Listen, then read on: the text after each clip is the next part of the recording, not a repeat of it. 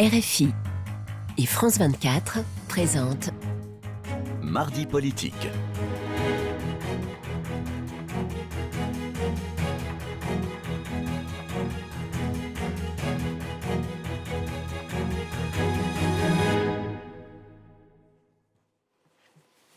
C'est l'heure de Mardi politique sur France 24 et RFI. Bonsoir Frédéric Rivière. Bonsoir Roselyne, bonsoir à tous. Et ensemble, nous recevons Arthur Keller. Bonsoir à vous.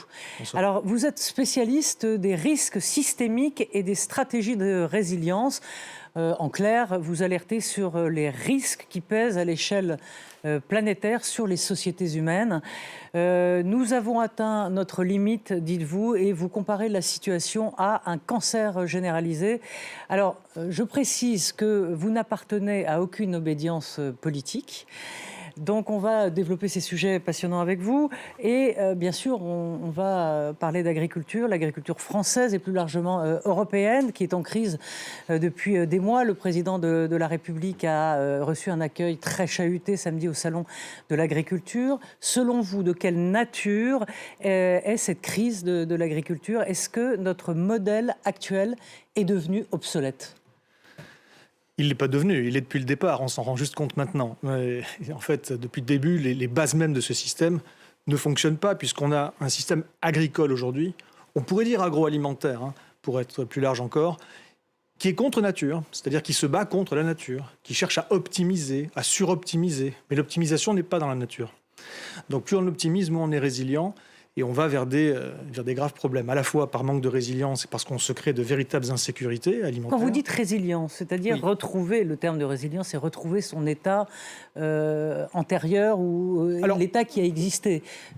Il est utilisé en tout cas en psychologie, en psychanalyse. Tout à fait. Alors, c'est pas vraiment ça, c'est-à-dire justement, même si... On connaît ce terme... notamment dû à Cyrulnik. Notamment à Cyrulnik. Mais là, je l'utilise dans un autre cas de figure, sachant qu'effectivement, il y a plein d'acceptions de ce terme de résilience et qu'il y a plein de gens qui l'utilisent effectivement pour dire un retour à un état initial. En réalité, c'est pas vraiment ça. C'est un aller simple vers un autre état. Un autre état qui n'est pas, en général, l'état initial, justement. En l'occurrence, là, il ne s'agit pas de la résilience à la Cyrulnik, mais de la résilience de système. Voilà. Et dans cette résilience de système, l'idée, effectivement, c'est d'être capable de gérer, de résister, de survivre à des chocs sérieux. Et il se trouve effectivement qu'aujourd'hui, nous avons suroptimisé un système agricole. Il est suroptimisé parce qu'on veut, à tous les endroits, on veut véritablement que les flux soient maximisés, mais que les stocks soient minimisés, et on veut que le rendement soit maximalisé, etc. Sauf que pour faire cela, ce n'est possible que tant que l'on a un maximum, une abondance perpétuelle de pétrole et de gaz naturel bon marché. Oui. Mais est-ce que ça n'est pas ce que l'homme a de tout temps essayé de faire, d'optimiser, d'exploiter la nature, disons les choses comme elles sont, et d'obtenir le meilleur rendement de ses plantations, de ses arbres fruitiers, enfin de tout ce qu'on veut? Est-ce que ça n'est pas une propension naturelle chez l'homme d'essayer d'obtenir le meilleur rendement de la nature? Non, je ne suis pas sûr complètement. En tout cas, l'exploiter la nature, oui. Et la transformer, oui. L'anthropiser, oui. Après, ces histoires, cette obsession du rendement à tout prix, je pense que c'est quand même beaucoup plus récent. Mais est-ce que vous voulez dire, pardonnez-moi, est-ce que vous êtes en train de dire, pour en termes plus simples, qu'en gros, nos sols, par exemple, vous parlez d'effondrement des sols, c'est-à-dire que notre terre n'est plus fertile à force de l'avoir abîmée, triturée, empoisonnée peut-être ? Notamment, tout ça, effectivement. Donc on a un système agricole qui massivement artificialise les sols et les maltraite. Les maltraite à la fois par des machineries lourdes qui les compactent et qui font qu'il n'y a plus de vie à l'intérieur, ou beaucoup moins en tout cas, notamment les vers de terre qui font le sol, eux-mêmes sont en très mauvaise santé, et également par effectivement ces pesticides. Aujourd'hui, comme c'est pas moi qui le dis, je ne fais que reprendre ce que disent les spécialistes. Aujourd'hui, on a un effondrement du vivant, de la biodiversité, de la biosphère au niveau planétaire, et ça touche notamment la pédosphère, c'est-à-dire les sols au niveau... voilà. Et donc on a par exemple aujourd'hui environ 75% de la biomasse d'insectes volants dans le nord de l'Europe qui ont disparu en 27 ans, entre 89 et 2016. On a c'est frappant quand on fait un trajet en voiture, ça c'est vrai que... Ça, on l'a bien compris. Les mouchons sur les pare-brises... On en voit fait. beaucoup moins, indiscutablement. Voilà. On a à côté de ça, on a d'autres effondrements qui sont en cours sur les insectes, sur les arthropodes, même de manière plus générale. On a à peu près un tiers des oiseaux de campagne en France. C'est quoi les qui ont disparu. arthropodes, pardon? Les arthropodes, c'est la plus grande famille dans le vivant, dans l'ensemble du vivant. Ça intègre tous les insectes, mais ça intègre également les arachnides. Et puis ne m'en demandez pas trop, parce que je ne suis pas un spécialiste des arthropodes, mais c'est une immense famille du vivant. Et on a des taux d'extinction absolument incroyables. On a les oiseaux qui disparaissent en France, on a les mammifères qui disparaissent. Il n'y a plus que 4% de mammifères sauvages sur Terre. Il y a à peu près 62% de la biomasse représentée par les mammifères sur Terre, c'est les animaux d'élevage, 34% c'est les humains, il reste 4% de faune sauvage. On a vraiment un effondrement généralisé. Et pour les sols, c'est encore pire. À quand vous faites remonter cette dérive? Vous avez dit d'entrée de jeu que finalement le modèle actuel n'est pas, c'est pas nouveau, qu'il est mauvais depuis le début, mais qu'on en prend conscience maintenant. Mais cette dérive, à quand vous la faites remonter? Est-ce que dans les années 20, 30, 40, quand on labourait avec le cheval, quand on récoltait la paille à la fourche, est-ce que c'était aussi mauvais? Forcément, là, dès le départ, on est dans le feu de l'action, et je fais des raccourcis, beaucoup de raccourcis. Oui. Attention, on est capable de produire de l'alimentation et pas de le faire mal depuis quand même très longtemps. Mais certaines pratiques sont mauvaises, et le système actuel, c'est uniquement de cela que je parle, enfin essentiellement de cela que je parle. Certaines autres pratiques, comme le labour, qui n'est pas une bonne pratique en réalité, puisqu'il retourne la terre, il fait remonter à la surface des espèces qui ont besoin d'être dans un milieu anaérobie, c'est-à-dire sans oxygène, donc elles meurent, et il fait descendre en dessous, c'est là où il n'y a pas d'oxygène, des espèces qui ont besoin d'oxygène. C'est pas très très bon, pour plein d'autres raisons. Mais globalement, oui, on a un système aujourd'hui, et depuis pas mal de temps, et qui se répand beaucoup dans le monde, qui consiste à être industrialisé au maximum. Cette industrialisation met à mal aujourd'hui les sols qui, comme vous le disiez, vous l'évoquiez, des sols qui sont aujourd'hui, je ne vais pas dire morts parce que ce serait exagéré, en tout cas en très mauvais état et incapables d'assurer par eux-mêmes, notamment leur régénération, le fait d'absorber l'eau, par exemple, le fait d'absorber du carbone, mais également les cycles de nutriments. Et donc aujourd'hui, nos sols, effectivement, si on ne les perfuse pas de façon artificielle en permanence avec des engrais qui apportent l'azote, qui apportent le phosphore, qui apportent le potassium et plein d'autres choses, ils sont incapables de faire pousser notre bouffe. Donc ils ne vivent que artificiellement par cet apport d'engrais. Sauf que les engrais, ils viennent d'où? D'ailleurs. Donc on se retrouve tributaire à des chaînes d'approvisionnement, à des chaînes logistiques qui ne fonctionnent que tant qu'il y a du pétrole abondant et bon marché. Alors qu'est-ce qu'il faut, ça on va en parler d'un mot, mais qu'est-ce qu'il faudrait changer? Parce qu'on a parlé du modèle obsolète de l'agriculture actuelle. Qu'est-ce que d'après vous, il faudrait faire pour au moins freiner, endiguer ce que vous devez nous dire, qui est quand même pas très encourageant. Non, alors c'est une question évidemment très complexe parce qu'elle est multidimensionnelle et je ne vais pas apporter la réponse. Quand bien même vous me laisseriez, je crois que ça dure 18 minutes environ l'émission, quand bien même vous me laisseriez les 18 minutes que je n'aurai pas le temps de tout dire. Mais globalement, effectivement, il y a un système à la base qu'il faut changer. Et ce que je veux dire avant de vous répondre, c'est qu'on critique parfois les solutions. Parce que les solutions, elles ne sont pas parfaites. Parce que les solutions, il y a des incertitudes. Oui, mais attendez, mais comment vous allez résoudre tel problème? Mais votre solution, dites-moi, elle a prévu tel cas de figure? Bon. Mais souvent on se focalise sur ce qu'on n'aime pas, pour justifier une absence de changement. Il faut juste repartir de l'essentiel. L'essentiel, c'est que le système actuel n'est pas durable.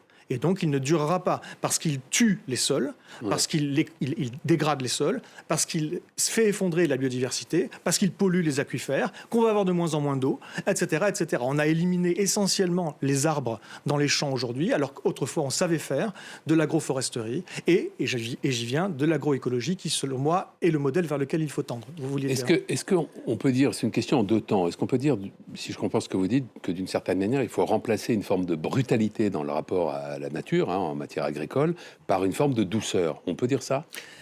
C'est peut-être un peu caricatural, mais finalement, oui, il y a de ça. C'est-à-dire qu'on on travaille avec du vivant.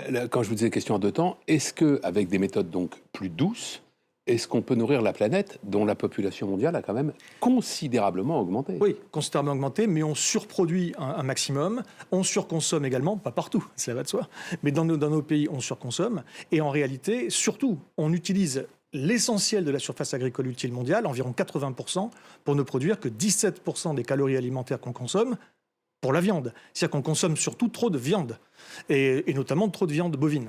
Et ça ne va pas en s'améliorant, même si dans certains pays ça se calme un petit peu, au niveau mondial ça augmente. Et ça, c'est véritablement un problème.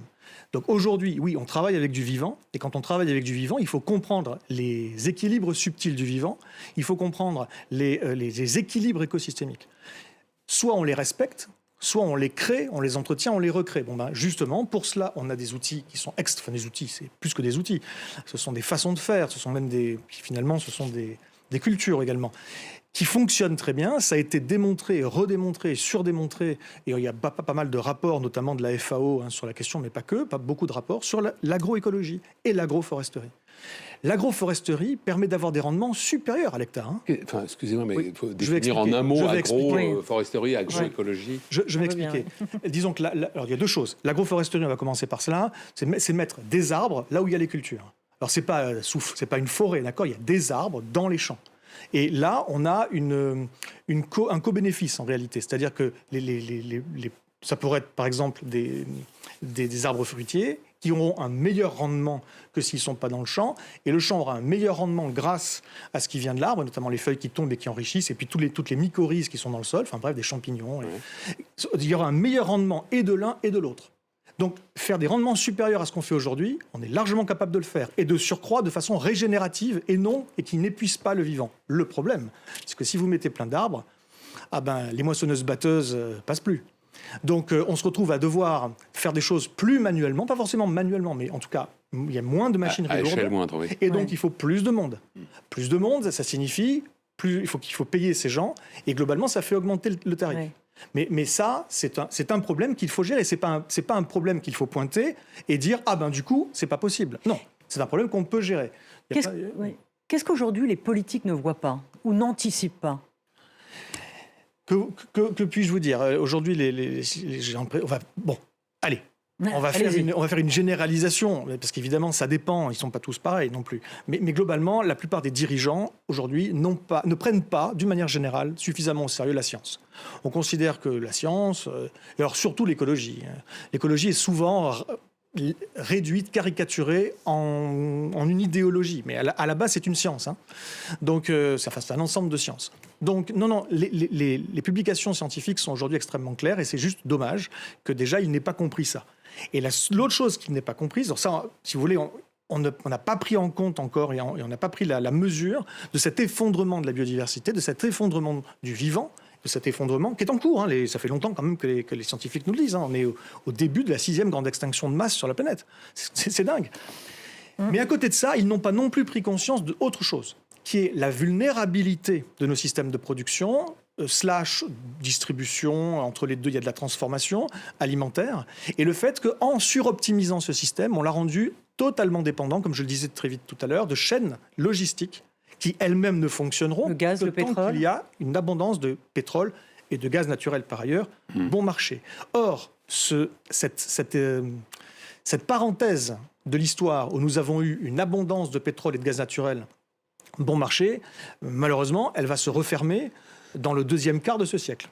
On entend dire assez souvent, peut-être plutôt à droite sur l'échiquier politique, mais parfois aussi d'ailleurs chez certains responsables de la majorité, que les contraintes environnementales qui pèsent sur les agriculteurs sont trop lourdes, insupportables. Pour vous, donc si je vous entends bien, cet argument-là, il n'est pas recevable aujourd'hui.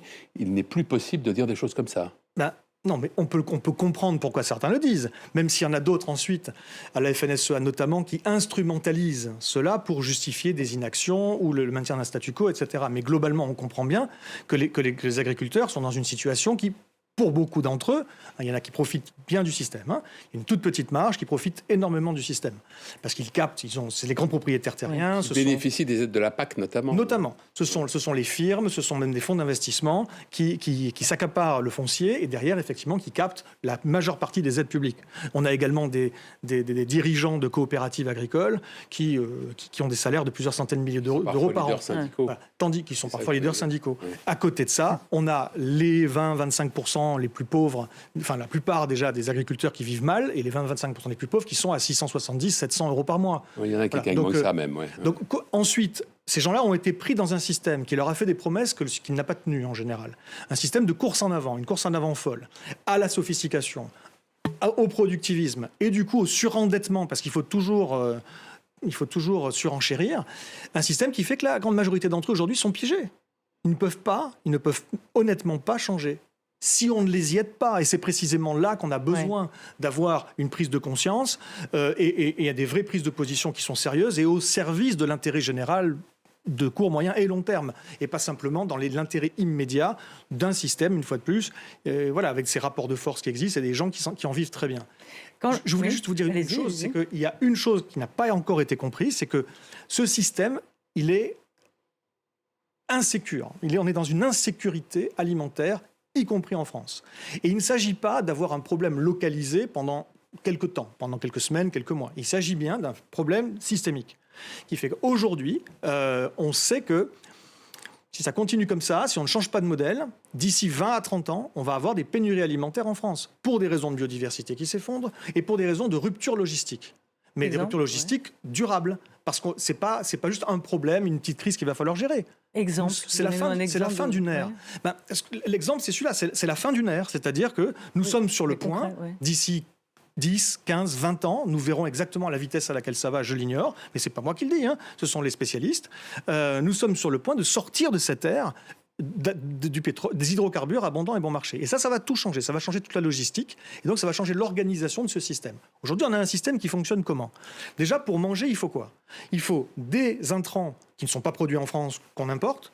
Vous appelez les intrants, c'est les produits chimiques ? À la fois les phytosanitaires, oui. Alors, ce sont des engrais, ce sont éventuellement des pesticides. On en utilise évidemment beaucoup trop. D'ailleurs, l'agroécologie, je n'ai pas vraiment eu le temps de développer, mais l'agroécologie recrée des équilibres écosystémiques et permet de maximiser l'utilisation des ressources comme l'eau, l'air, le soleil, tout en diminuant les pertes et aussi en diminuer massivement justement l'usage de ces intrants. Mais aujourd'hui, en tout cas, on est massivement tributaire de ces intrants.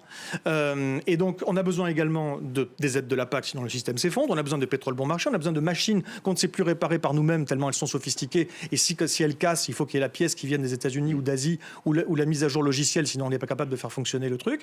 Et enfin, on est tributaire aussi d'une main-d'œuvre étrangère saisonnière qui vient, spécialisée, qui vient produire chez nous à bas coût parce qu'on ne sait plus le faire et on ne veut plus le faire. Donc l'ensemble, juste pour finir, donc l'ensemble de tout ça fait que s'il y a un rouage dans cette chaîne qui commence à se gripper, c'est l'ensemble de la chaîne qui se grippe. Exercice difficile, Arthur Keller, mais on arrive au terme de l'émission. Je sais. Est-ce que vous pouvez, en 30 secondes, 40 secondes, nous donner quelques raisons d'espérer ? Non, pour le coup, il y en a vraiment. Je parle très rarement de solutions. J'aime pas ce mot-là. Je dis qu'il faut surtout se préparer à des chocs. Pour autant, dans le domaine agricole, et c'est important, on a une solution. L'agroécologie / agroforesterie, avec également, à des échelles moindres et dans les zones urbaines et périurbaines, de la permaculture. Recomprendre comment fonctionne la nature et travailler avec elle, plutôt que de s'acharner contre elle, quand il y a des petites choses qui ne nous plaisent pas, des espèces qui viennent nous enquiquiner. Allez, on zigouille tout. Et puis, voilà, juste réapprendre à travailler dans un écosystème. En harmonie avec la nature. C'est peut-être beaucoup espéré, mais en tout cas, soyons ambitieux. Il y a de la marge. Merci. Merci beaucoup Arthur Keller. Merci et merci à Flore Simon et à Sigrid Asserwal pour avoir préparé cette émission et merci à toute l'équipe technique. À très vite. Bonne soirée.